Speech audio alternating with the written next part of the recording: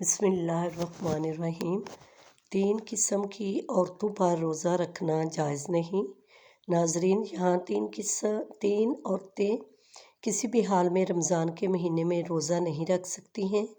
اگر ان میں سے کسی عورت نے روزہ رکھ لیا تو یاد رکھیں، ایسی عورت کا روزہ کبھی نہیں ہوگا۔ ایسی عورت کو اللہ تعالیٰ کی طرف سے سخت عذاب ہوگا۔ ناظرین، روزے کی فرضیت کی 3 شرطیں ہیں: اسلام، بالغ، ہوش و حواس اور عقل ہونا، یعنی کہ روزے ایسے تمام مسلمان مرد اور عورت پر فرض ہیں جو عقل ہو، بالغ اور جو اپنے ہوش و حواس میں ہو، یعنی کہ جو پاگل اور دیوانہ نہ ہو۔ ایسے تمام مسلمان مرد اور عورت پر رمضان کے روزے فرض ہیں۔ اب اس کے علاوہ روزے کی فرضیت ادا کرنے کی 2 شرطیں ہیں: پہلی، صحت مند اور تندرست ہونا، اور دوسری، محکم ہونا، یعنی کہ بیمار آدمی اپنی بیماری کی حالت میں اور مسافر اپنے سفر کی حالت میں روزہ چھوڑ سکتا ہے، یعنی کہ ان لوگوں کو رمضان کے مہینے میں روزہ چھوڑنے کی اجازت ہے۔ مگر یاد رکھیں، اگر ایسے شخص رمضان کے مہینے میں روزہ رکھنا چاہے تو وہ رکھ سکتے ہیں، ان کا روزہ قبول ہو جائے گا، لیکن اگر نہ رکھیں تو ان کو کوئی گناہ بھی نہ ہوگا، بعد میں ان روزوں کی قضا کر سکتے ہیں۔ یہ 3 عورتیں ایسی ہیں جن کا رمضان کے مہینے میں روزہ رکھنا حرام ہے، یعنی کہ ان 3 عورتوں کا روزہ رکھنا جائز نہیں۔ اگر ان عورتوں نے رمضان کے مہینے تو ان کا روزہ کسی بھی حال میں نہیں ہوگا، بلکہ ان کو اللہ تعالیٰ کی طرف سے سخت عذاب ملے گا۔ نمبر 1، سب سے پہلی وہ عورت جو حیض کی حالت میں ہو۔ ایسی عورت کا رمضان کے مہینے میں روزہ رکھنا حرام ہے، مگر ایسی عورتیں بعد میں قضا کریں، وہ رمضان کے مہینے میں بھول کر بھی روزہ نہ رکھیں۔ اگر کوئی عورت حیض کی حالت میں روزہ رکھ لیتی ہے تو اس کا روزہ قبول نہیں ہوگا۔ حدیث شریف میں ہے کہ حالت حیض میں عورت روزہ نہیں رکھے گی، اور حیض کی مدت ختم ہو جانے کے بعد اس پر ان دنوں کے روزوں کی قضا واجب ہے، جیسا کہ حضرت عائشہ صدیقہ رضی اللہ عنہا فرماتی ہیں کہ نبی پاک صلی اللہ علیہ وسلم ہمیں حالت حیض سے پاک ہونے پر روزوں کا حکم فرماتے۔ اس کے علاوہ روزے کی حالت میں اگر مغرب سے پہلے کسی بھی وقت عورت کو حیض آ جائے تو فاسد ہو جائے گا، اور پاک ہونے کے بعد اس روزے کی قضا رکھنا لازم ہوگا۔ جو عورت حیض و نفاس کی حالت میں ہو، اسے کھانا پینا چاہیے، یعنی روزے داروں کی مشابہت کی وجہ سے تنہائی میں بھی بھوکی پیاسی نہ رہے۔ البتہ اس کے برعکس اگر حیضہ عورت دن کا کچھ حصہ گزرنے کے بعد پاک ہوگی تو اب دن کے باقی حصے میں کھانے پینے سے رکا رہنا چاہیے۔ نمبر 2، ناظرین، دوسری عورت وہ ہے جو نفاس کی حالت میں ہو۔ عورت کے لیے نفاس کے ایام میں نماز پڑھنا اور روزہ رکھنا شرعاً جائز نہیں، البتہ ان ایام کے روزوں کی قضا لازم ہے، نماز کی قضا نہیں۔ نفاس کتنے دن تک شمار ہوگا اور نماز روزے کی کب تک قضا لازم ہے، اس سلسلے میں تفصیل درج ذیل ہے۔ اگر کسی خاتون کے ہاں پہلی ولادت ہو اور نفاس کا خون 40 دن مکمل ہونے پر بھی بند نہ ہوا ہو تو اس صورت میں شمار ہوں گے، اور اس سے زائد ایام استحاضہ کے شمار ہوں گے۔ غسل کے بعد انجام کی ہر نماز کے وقت کے لیے سنجا کرنے کے بعد باوضو ہو کر نماز ادا کرنا لازم ہوگا، اور استحاضہ کے دوران عورت روزہ بھی رکھے گی، اور اگر نفاس کا خون 40 دن سے بڑھ جائے اور اس عورت کے ہاں پہلے بھی بچے کی ولادت ہوئی ہے تو اس صورت میں اس سے پہلے بچے کی پیدائش کے موقع پر جتنے دن خون آنے کی عادت ہے اتنے دن کا خون نفاس شمار ہوگا، اور باقی بیماری کا خون شمار ہوگا۔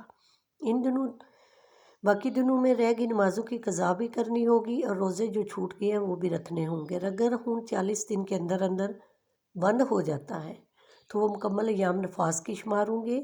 ان دنوں میں روزہ نہیں رکھے گی اور نماز بھی ادا نہیں کرے گی، تاہم روزوں کی بعد میں قضا کرنی ہوگی۔ نمبر 3 عورت ہے حاملہ۔ ایسی عورتوں کا رمضان کے مہینے میں روزہ رکھنا حرام تو نہیں ہے، لیکن ایسی عورتوں کو روزہ چھوڑنے کی اجازت ہے، یعنی کہ حمل والی اور اپنے بچوں کو دودھ پلانے والی عورتوں کو اگر اپنے روزے کی وجہ سے اپنی یا اپنے بچے کی جان کا خطرہ ہو تو ایسی عورتوں کو اجازت ہے کہ وہ روزہ نہ رکھے۔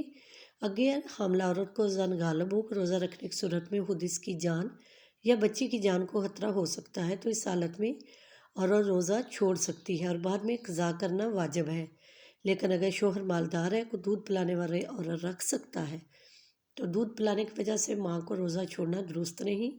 البتہ اگر وہ بچہ ایسا ہے کہ سوائے اپنی ماں کے کسی کا دودھ نہیں پیتا تو ایسے وقت کو ماں کو روزہ نہ رکھنا درست ہے اور بعد میں قضا کر لے۔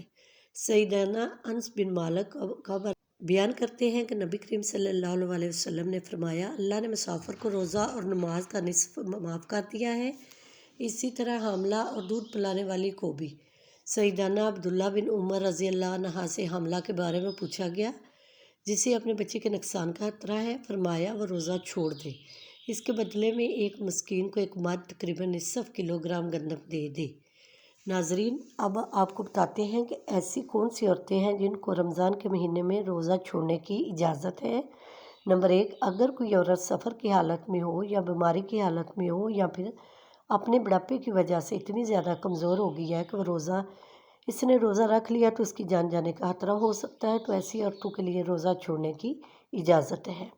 مگر ایسی عورت کو چاہیے کہ اگر وہ بعد میں صحت مند اور تندرست ہو جائے تو وہ ان روزہ کرے، اگر بعد میں وہ پھر دوبارہ صحت مند نہ ہو سکی تو اس سے چاہیے کہ وہ ان روزوں کا کفارہ ادا کرے، اور کفارہ یہ ہے کہ ہر ایک روزے کے بدلے میں کسی مسکین کو 2 وقت پیٹ بھر کر کھانا کھلایا جائے۔ نمبر 2، اگر کسی عورت کو روزے کی حالت میں سانپ نے ڈس لیا ہو اور اس کی جان جانے کا خطرہ بن گیا ہو تو ایسی عورتوں کو بھی حکم ہے کہ وہ اپنے اس روزے کو توڑ سکتی ہیں، اس کو کوئی گناہ نہیں ہوگا، لیکن بعد میں جب وہ صحیح ہو جائے تو اس روزے کی قضا کرے۔